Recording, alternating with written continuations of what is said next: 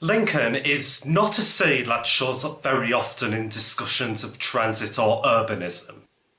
It's not a city that has a dedicated transit or walking network, but it's quite a small, non-sprawling city with incredible history and even now some great walking spaces.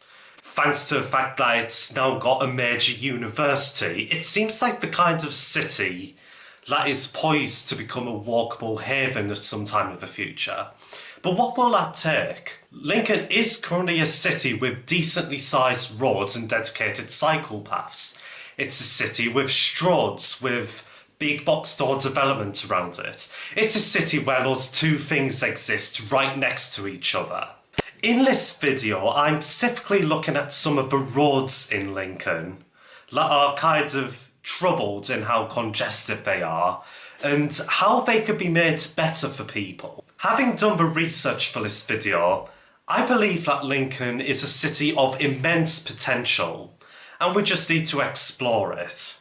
The place I would like to start with this video is Broadgate. This is a road that runs straight through the middle of the city and is effectively the main north-south road connection there. Its importance has diminished somewhat due to the construction of a ring road over the years, but it's still incredibly congested at the best of times, both due to traffic trying to go north-south through the city, plus the fact that it's the main way of getting to the city's bus station, which has recently been renovated and is quite high quality. This road should be one of the liveliest in the city, but it's a dual carriageway right now that is designed with fencing to restrict pedestrians from being able to easily cross it. You can see the consequences of this when you look at the businesses and land use on this side of the road that is opposite to the pedestrian-friendly high street. You go from this space that, even on this damp and cold day I took the photos on, is bustling with people hanging about, to this. And that's a shame, since there's potential here. Development is happening on this road, but notably only on the side of the high street. A good example is this area, just north of a more industrial site that is currently actively being used, are just sets of car parks. These car parks are essentially here because there's no real incentive for pedestrians to go across the road, and even if they was, the design of the roads basically means that they can't. But imagine a small cafe or commercial space that looks over this canal with a view like this. And the only thing really stopping a cafe or some apartments being here is essentially the fact that you have to wait to cross the road to get to it. The other kind of thing I notice in the land use analysis is how this space kind of is a dead zone between a residential area and the high street. This is the kind of space that would be perfect for people to walk and cycle across, but since there isn't really anything on the way to the high street, people aren't really using it for that purpose. Overall, I think that demonstrates how the current design of Broadgate hurts the land around it,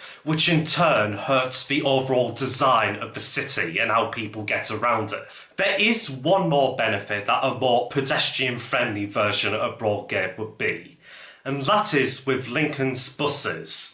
Lincoln's buses are kind of two networks right now because pretty much everything terminates at the city centre's bus station.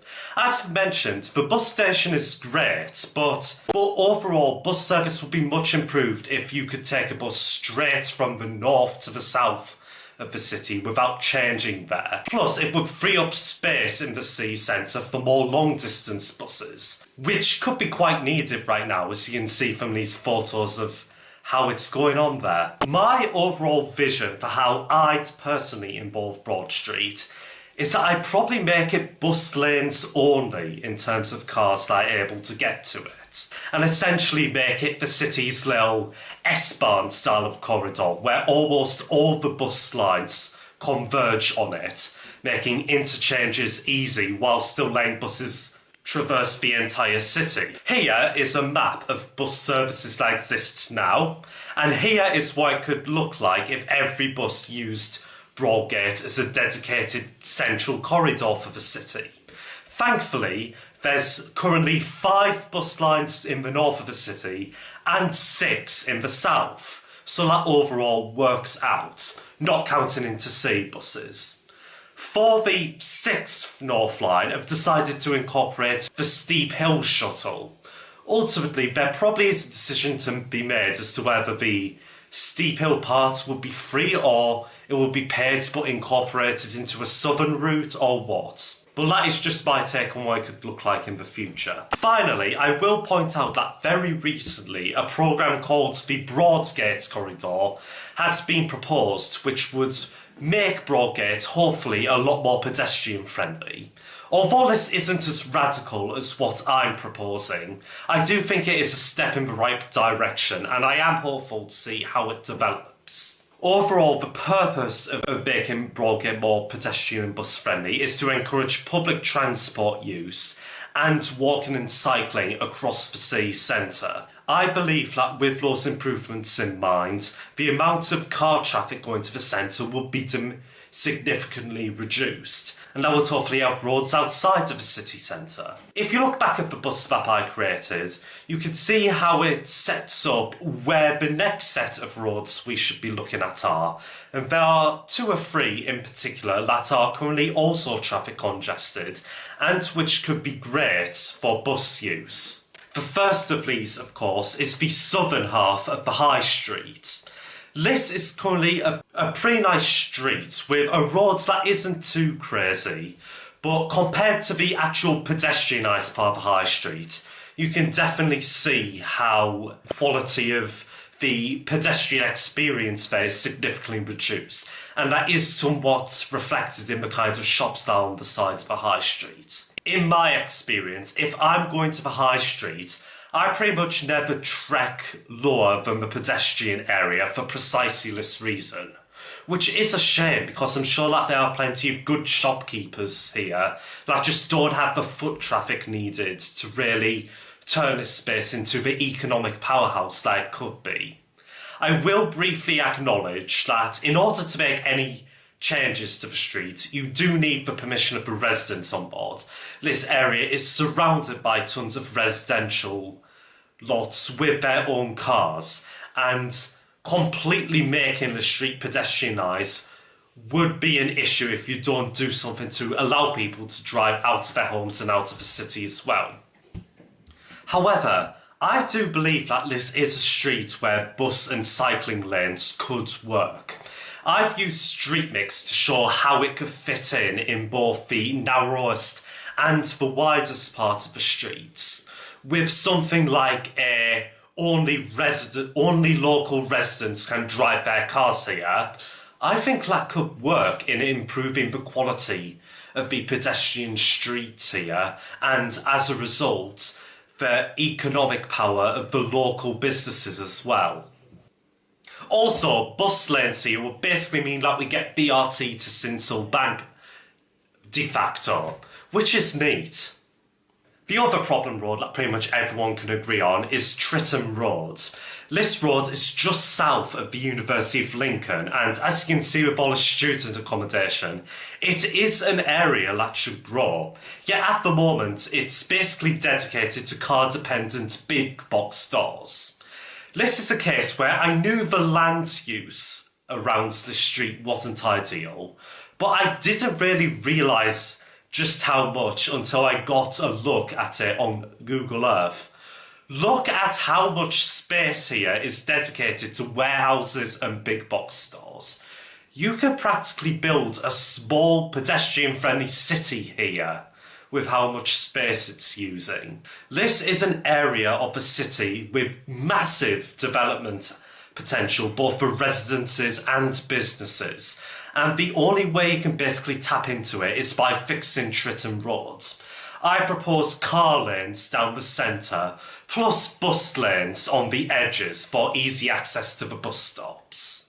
From there, that's effectively frequent bus service down Train Road, with plenty of transit-oriented development that can pop up around it. From there, once you've downsized those big box stores, you can pretty much do whatever you want with all this space. The possibilities are pretty much limitless. Quick other rapid fire mentions.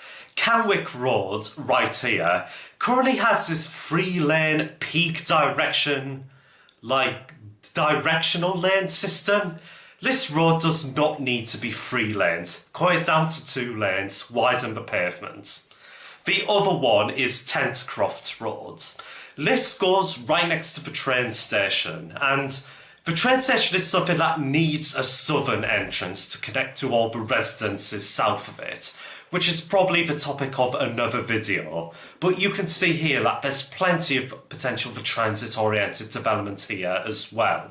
Currently, this car park is where they hold the Pride event. This should probably be a permanent event space, in my opinion.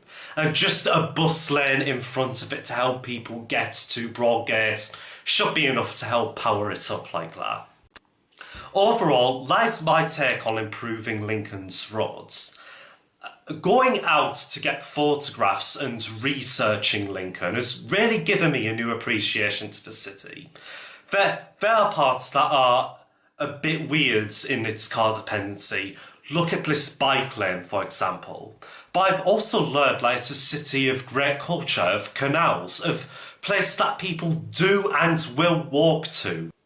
Even in spite of the fact that it's not exactly an Amsterdam of England. I truly believe with what are, in the grand scheme of things, some quite modest improvements to buses and walkable areas, Lincoln could really turn into something special.